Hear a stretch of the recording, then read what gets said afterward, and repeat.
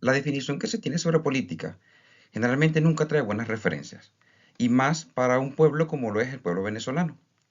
Siempre dependerá de la época en la cual se ha hecho vida en este gran país.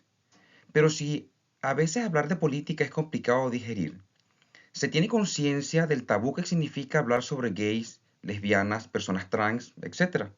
Y lo que es aún más difícil, se tiene conciencia sobre lo que es mezclar la política con los temas de inclusión y derechos igualitarios de estas personas. Hola, sean todos bienvenidos a esta pequeña investigación que tiene como título Estrategias de legitimación en el discurso político de la diputada Tamara Adrián para la inclusión de derechos de la comunidad LGBTIQ+. Este trabajo es el producto final de la asignatura Análisis del Discurso dirigido por la profesora del seminario, la doctora Carmen Mayela Évora. Todo esto bajo la maestría en lingüística que actualmente se está cursando en nuestra casa de estudio UPEL-IPB. El presente trabajo de investigación tiene como finalidad demostrar la presencia de estrategias discursivas presentes en el discurso político de la venezolana abogada Tamara Adrián. Por tanto, el objeto de estudio consiste en el discurso como un instrumento de convencimiento y persuasión. La investigación que aquí se propone es de carácter lingüístico y está enmarcado en las teorías de Patrick Charadiau y Teun van Dijk con sus obras El discurso político y Análisis del discurso, respectivamente hablando. En un principio se conocían las siglas LGBT como lesbiana, gay, bisexual y travesti, para que luego fueran agregadas transexual, transgénero, intersexual, queer y el plus que significa otro tipo de género. Se ha sabido que a través de la historia esta comunidad ha traído gran exclusión. Las sociedades por lo general la excluyen y si para las comunidades es complicado aceptarla, aún mucho más lo es para la política. No obstante, se ha venido últimamente presentando activistas o representantes de la comunidad LGBTIQ+, que de alguna u otra manera funcionan como voz para defender estos derechos. Es el caso de la diputada antes mencionada Tamara Adrián. Ella, con el discurso político, ha logrado poder tener alcance para persuadir, para, digamos, intentar convencer al pueblo o a las sociedades para que no solamente ella se reconozca como político, sino también para que exista aceptación sobre su ideología. ¿Cómo lo hace? Eh, la política trae algo muy importante que es la legitimidad. Se utilizan diferentes tipos de estrategias, diferentes tipos de, digamos, recursos para que de alguna u otra manera se pueda legitimar a la persona, se legitime al político en cuestión. Y en este caso, también, como antes lo he mencionado, su posición, su identidad. Ahora, ¿qué procesos de legitimación existen en los discursos de Tamara Adrián como persona trans política en Venezuela? ¿Qué recursos discursivos utiliza Tamara Adrián para legitimar su identidad, su trayectoria y su propuesta política? Esto nos lleva a analizar las estrategias de legitimación presentes en el discurso político de la diputada Tamara Adrián. Esto lo hacemos con los objetivos específicos de observar el discurso, diagnosticar las estrategias presentes en el discurso e identificar las estrategias del discurso político de la diputada para legitimar su posición o su postura. Esto lo vamos a hacer con las teorías de los autores antes mencionados.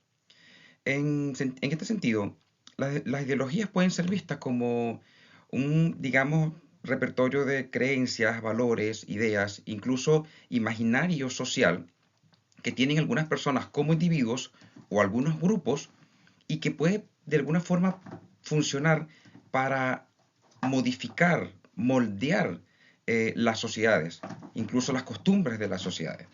Las ideologías colaboran en la construcción del ser de la persona, además que permite de alguna forma definir su postura frente a distintos aspectos presentes en la vida social de él como persona y de él como sociedad, tomando en cuenta lo que es la política, la economía, la cultura, etc. El funcionamiento de las ideologías no solo permite el desarrollo de las personas como individuos, también lo hace como colectivo y puede lograr tener impactos de gran envergadura y mantener la forma en cómo las sociedades funcionan y se organizan. Para Van Dijk, las ideologías sirven positivamente para habilitar a los grupos dominados, crear solidaridad, organizar la lucha y sostener la oposición. Un concepto muy importante a destacar en esta investigación es el tema del racismo, sobre todo porque lo utiliza en el discurso la persona a quien estamos estudiando. Y casualmente, hablando de creencias y actitudes de las personas, el racismo puede ser definido como tener una actitud o una creencia que se es que un grupo o una persona es superior a otro grupo o otra persona, tomando en cuenta su raza o tomando en cuenta su etnia. Es visto en el discurso de la diputada en cómo ella hace mención a que algunos grupos intentan ser superiores a otros e intentan de alguna forma silenciar a otros grupos simplemente por creerse superiores a ellos. La definición de discurso se asocia con aquella expresión verbal que, de manera estructurada y organizada, permite la producción y, muy importante, la transmisión de ideas, pensamientos, incluso emociones. Para Van Dijk se utilizan esencialmente ciertos roles, como el hablante, escribiente, el oyente, lector, y por supuesto otra serie de factores que influyen también, como por ejemplo el contexto. Cuando se es político, se busca obtener un poder y luego de tenerlo, se busca mantener ese poder. Eso se hace a través de validar la palabra o validar las acciones de este político en cuestión. El político suele utilizar diferentes tipos de herramientas o estrategias para lograr así el convencimiento en su audiencia sobre la legitimidad que tiene esa persona. Por eso, el proceso de legitimidad en la política es muy importante para de alguna forma entender en cómo un político se mantiene en el poder y, como lo dije antes, también cómo lo obtiene. Más adelante se hablarán de los tipos de formas en cómo se puede obtener la legitimidad. Una de las maneras de obtener legitimidad es aquella que es por formación.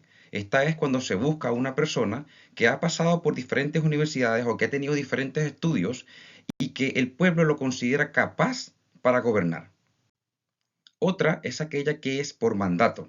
Es cuando un pueblo decide sobre una persona, lo escoge para que lo represente y le da el poder, esa legitimidad, para que lo pueda defender en diferentes organizaciones, en diferentes, digamos, comunidades y por supuesto para que exista inclusión de sus derechos, etcétera, etcétera.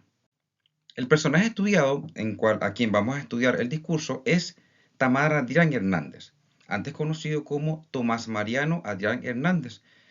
Esta persona tiene su pregrado en la Universidad Católica Andrés Bello, tiene un doctorado, lo cual lo trajo desde París. Fue profesora de Derecho en la UCAP, en la UCB y en la UNIMED. Es activista de derechos a la mujer y por supuesto a la comunidad LGBTIQ+, y ha participado en innumerables foros, no solamente nacionales, sino también internacionales sobre derechos humanos. También hay que destacar que es la primera diputada transgénero elegida en Venezuela y también en América Latina. Esta investigación es de enfoque cualitativo y de tipo lingüístico. Como les dije, las teorías utilizadas serían la teoría del discurso de Patrick Charadiao e ideología y legitimación de Theun Van Dijk. La unidad de análisis es el enunciado y se utiliza como corpus la entrevista. La entrevista que se utilizó en cuestión es una entrevista que le hizo el personaje reconocido Olavarrieta a la diputada Tamara Adrián hace aproximadamente un año y que está en su canal de YouTube.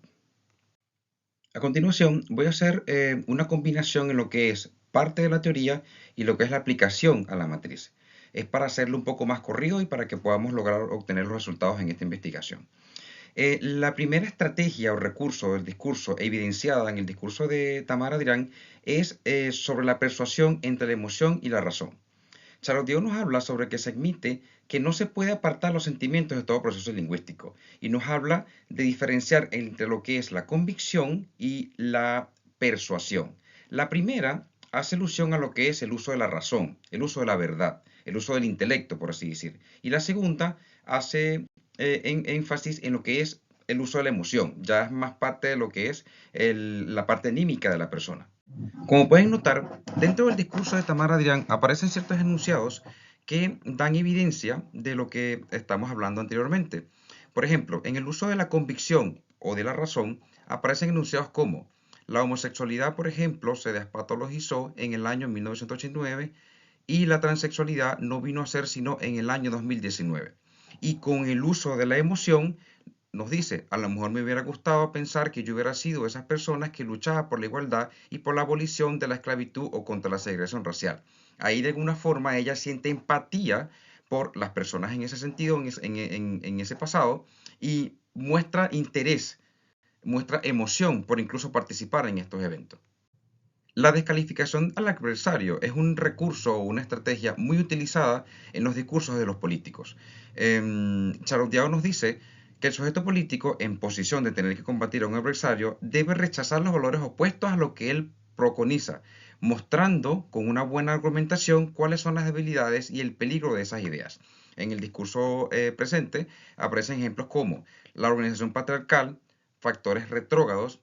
Hay que tener consideración de que cuando se habla de retrógrado hace referencia a aquellas personas que no aceptan el cambio, no están de acuerdo con lo que es moldear las sociedades porque son un poco rígidos en ese sentido.